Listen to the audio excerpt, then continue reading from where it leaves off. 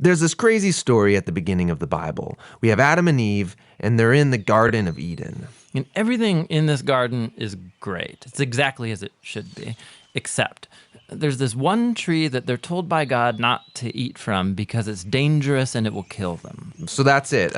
Avoid this fruit tree and we're fine. Right, it seems pretty simple. But in this garden, there's a snake. And it starts telling a different story. It says that if you eat of this tree, it's not going to kill you.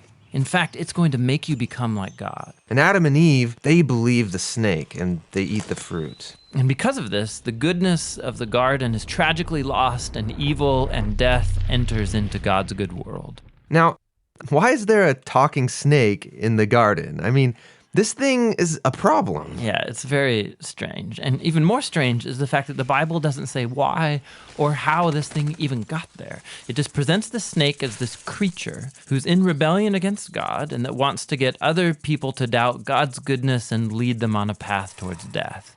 And so whatever this snake is, it's the source of evil that pervades our world and our lives, even still today. But there is some hope because right here in the story, God makes this really interesting promise to Adam and Eve. That someone is going to come in the future, a son of Eve. And this guy's going to come and he's going to crush the serpent's head and destroy evil at its source. However, during this battle, the serpent is going to bite this guy's heel. So it's like a mutual destruction. Yeah, it's this very strange but beautiful promise. And it's just left hanging there until the next key moment in the story when God singles out this guy named Abraham and says that through his family, goodness and blessing is going to be restored back to all of the nations of the world.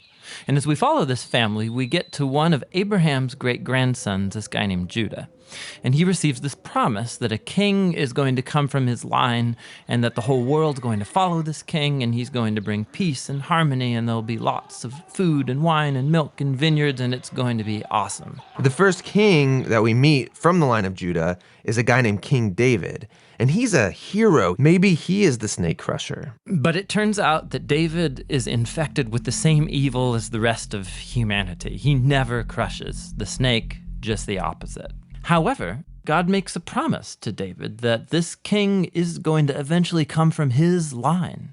But as you go on in the story, one by one, each generation of his sons, they're just total chumps. They give in to the snake, they choose evil, they go after money and sex and power and following other gods. Things get so bad that they run the nation of Israel right into the ground, and the big bad empire of Babylon just takes them out. And so now there are no more kings to even fulfill this promise. So it seems like the whole plan is lost. But during these dark days, there's this crazy group of guys called prophets, and they just kept talking about this coming king and reminding us of the promise that he'll come, he'll defeat evil, he'll restore the garden.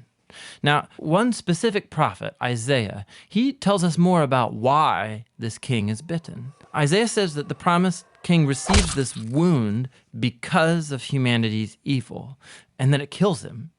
But then all of a sudden he comes back, and Isaiah says it's because he suffered this wound that he can now become a source of healing to other people.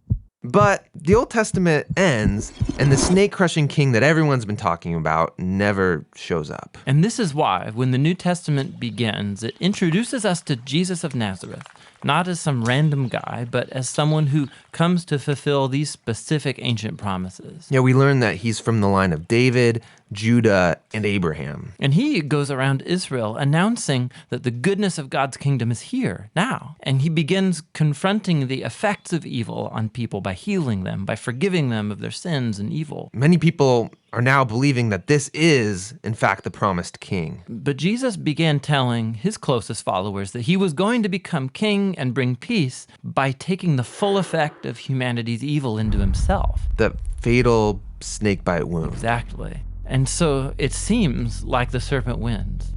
And this story actually would be a tragedy except for what happens next. Jesus rises from the dead. And now Jesus has the power over evil and death for himself. And so the rest of the New Testament is then making this claim that Jesus' power over evil and death has now become available to us to begin confronting the effects of evil in our lives. But even still, death and evil are a real problem in our world all around us. And so the story of the Bible ends by describing this future day when Jesus comes back and he finishes the job. He destroys the snake once and for all, and he restores the goodness of the garden here on earth.